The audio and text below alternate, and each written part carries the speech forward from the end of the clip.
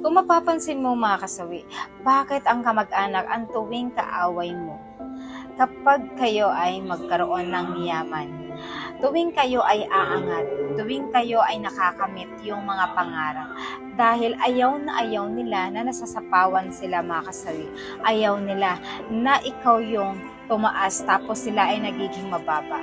Kaya kung mapapansin mo, kadalasan ang mga kamag-anak ang bumababa sa'yo, dinadown ka, sinisiraan ka sa ibang tao dahil ayaw na ayaw nila na uungusan mo sila mga kasawi.